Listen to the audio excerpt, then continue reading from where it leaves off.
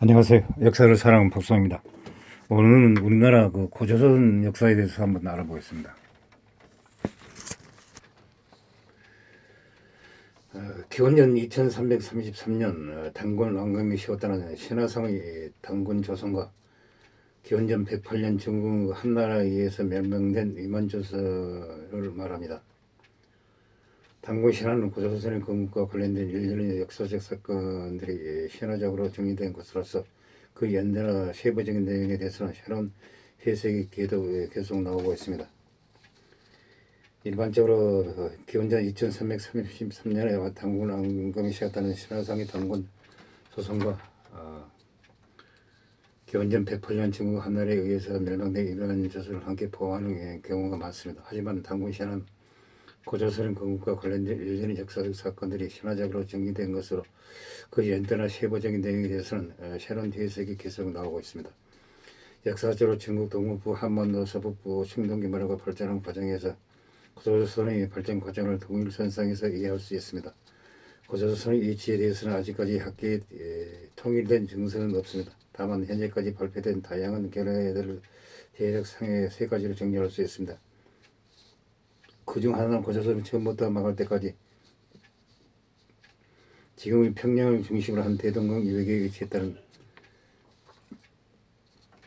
견해입니다. 모른상으로 근거로는 사기 조선전에 조선과 연의 경계로 표시하고 있는 페이스를 청천강으로 삼국유사에서는 고조선의 단군이 도읍으로 정한 아사달 즉 평양으로 보는 것입니다. 이러한 견해는 남당군의 위치에 대한 고고학적 연구 성과에 크게 의존하고 있습니다. 한인 무제에 의해 설치된 사건 중 남당군 조선의 위치는 평양 일대에 다수 분포하고 있는 한식 유적들의 유물들을 통해 볼 때 지금 평양 일대였고 남당군은 이만조선의 도성이었던 왕감성에 설치됐기 때문에 이만조선의 도읍인 왕감성의 위치는 자연히 평양 일대라는 것입니다. 그럴 경우 고조선의 영령은 현재의 평안남도 일대와 일대로 구간되는 셈입니다. 이 견해는 남당군의 위치나 고조선의 최후의 단계인 이만조선 도성이었던 왕감성 위치에 대해서는 올바른 해명을 하고 있다고 생각됩니다. 하지만 고조선 역사 문화의 기원은 이만조선보다 훨씬 이전 시까지 올라가기 때문에 이만조선의 위치만으로는 전체 고조선의 위치를 나눌 수 없다는 것입니다.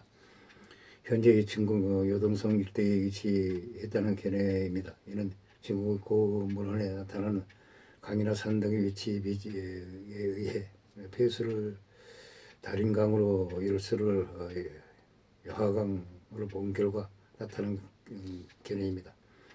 또한 여기서 성덕 문화에 대한 고학적 연구가 뒷받침하기도 합니다. 고조선 전기 문화는 비파행 동검 문화이며 비파행 동검은 여하강을 중심으로 여하성 일대에 밀집하여 분포하고 있다는 것입니다. 이럴 경우 고조선 영령은 남만주 일대와 한반도 서북부 부근한 광전 지역을 말하게 됩니다. 하지만 이럴 경우 평양 일대 및 분명한 남당군의 위치와 볕전 전과 과전 청동기 경계이처럼 광장 영토를 소유하는 영내의 국가가 발생할 수 있었는가의 의문입니다. 야정으로 이동설이 있습니다.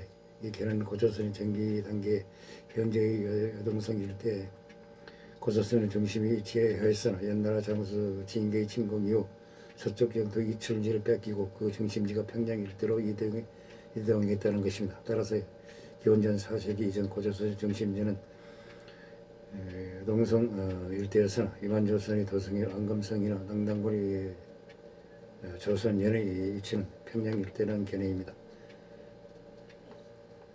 견해도 앞의 두 견해와 마찬가지로 고고학적 연구 성과에 크게 의존하고 있습니다. 비파행 동북문화가 여동성 일대를 중심으로 분포하고 있는 것에 비해 그 후신이라 볼 수 있는 세영 동검의 중심지는 평양을 중심으로 한반도 서북지방이라는 점입니다. 이 동선은 몇 가지 세부적으로 보완되어야 할 부분이 있습니다. 고조선의 위치 문제에 관해서는 가장 합리적인 설명을 강조되고 있습니다. 국가 형성과 사회 성격 고조선은 청동기 문화의 발전을 기반으로 성장하였으며 애초부터 국가의 형태를 띠고 철하는 것은 아니었습니다. 남만주 한반도 서북 지방 결제 분포하던 여러 세력 집단들이 청동기 문화와 철기 문화의 보급이라는 과정 속에서 이합 집산을 통과 과정을 거치면서 그 국가가 형성되었습니다. 고조선이 비록 국가 형태를 갖추지는 못했지만 주변 세력의 하나의 구분되는 집단으로 인식되기 시작한 것은 기원전 7세기경입니다. 중국 측 자료의 관자 산해경 등에는 이미 조선이나 세력의 존재가 나타나고 있습니다. 이 단계는 비파행 동계 문화의 발전기로서 나라와 여종성 일대의 각 지역 집단 사이 또는 집단 내에서의 경제 우위의 차이가 발생한 것이 인정되고 있습니다. 계급 분열과 이를 공고히 하는 정치인 국가의 발생은 아직 눈에 띄지 않고 있습니다. 국가의 발생은 이보다 훨씬 뒤 사실을 전하고 있는 팔저법금 단계에 가서야 확인됩니다. 팔저법금은 한서 제지의 낭랑조선의 사실로서 기록되었습니다. 8개의 저항주 사이하지만 진행되고 있는데 그 내용은 다음과 같습니다. 첫째, 사람을 죽인 자는 즉시 죽음을 당한다. 다른 사람에게 상처를 입힌 자는 곡시로 보상한다. 도둑질한 자는 남자일 경우 노예를 삼고 여자일 경우는 비로 삼는다. 하는 경우 스스로 배상하고자 하는 경우에는 사람당 50만 원의 돈을 내야 한다. 이러한 내용을 당시 사회에 이미 노예 처지에 빠진 사람들이 존재했음을 알려주고 있습니다. 사유재산이 발생했음을 보여주고 있습니다. 따라서 팔저법금 반영하고 있는 사회상은 사유재산이 발생에 기초한 계급분열의 모습이라고 볼 수 있습니다. 팔저법금 노예 지속 등의 공고를 보장하고 노예 소유자들의 계급 지배를 공고히 해주는 법이라고 볼 수 있습니다. 팔저법금의 구체적인 시기 고조선 사이의 형편을 보여주는 것인지는 분명하나 대체로 BC 기원전 1000년 후반기 철기가 보급되기 시작하던 단계의 산부라고 추정되고 있습니다. 한편 중국적 사서에 의하며 고조선은 기원전 4세기 후반기 스스로 왕을 칭할 정도였고 영과 전투를 벌여 서쪽 2000리 땅을 뺏겼다고 합니다. 이는 역으로 고조선이 이미 2000리 이상의 영토를 보유하고 있었다는 셈이 됩니다. 따라서 고조선은 그래도 기원전 4세기경에는 상당한 정치적 발전이 이루었고 국가가 이루어진 것으로 보입니다. 고조선의 사회 구조는 불명한 점이 많긴 하지만 앞의 팔저법금에 보았듯이 기본적으로 노예와 노예 소유자 간의 대립관계를 축으로 이해할 수 있습니다. 청동기 문화 단계의 시욕정 또는 지역사정이 전환하여 나타나는 노예 소유자들 경제적 부와 정치의 권력을 독점하였으며 이러한 기득권을 유지하기 위하여 법과 정치 제도를 만드는 듯다고 합니다. 노예를 포함한 비지배 기업들은 직접 생산에 종사하면서 사회의 기층을 이뤘습니다. 물론 노예도 아니고 노예 소유자도 아닌 일반 평민들도 광범위하게 존재했을 것입니다. 이들도 또한 국가 또는 노예 소유자의 지배 속에서 항상 노예로 전락할 수밖에 없었던 여러간 처제의 노예에 있었다고 합니다. 고조선의 주민들은 이런 기본 종족이 무엇이었냐 하는 문제는 우리 민족의 경험과 관련된 중점 문제입니다. 아직 구체적인 양상은 알 수 없습니다.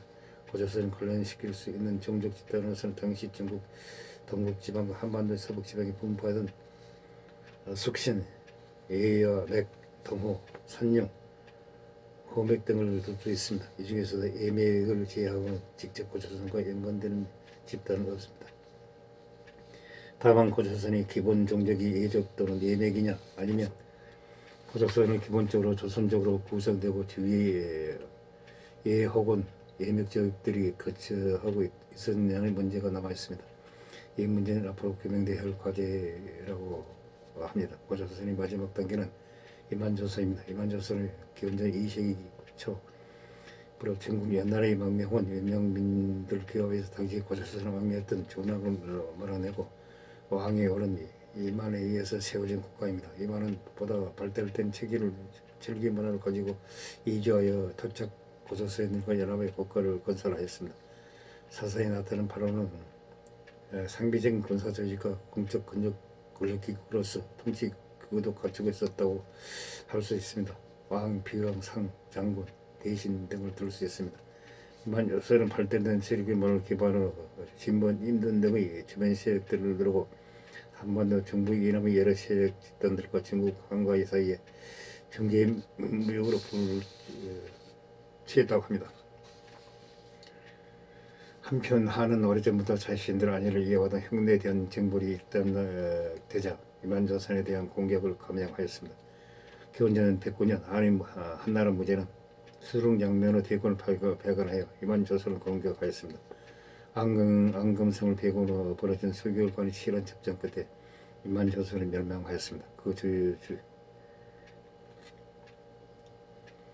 여기서 우리 고조선 역사에 대해서 한번 알아봤습니다. 응시 부족합니다. 양해 부탁드립니다. 감사합니다.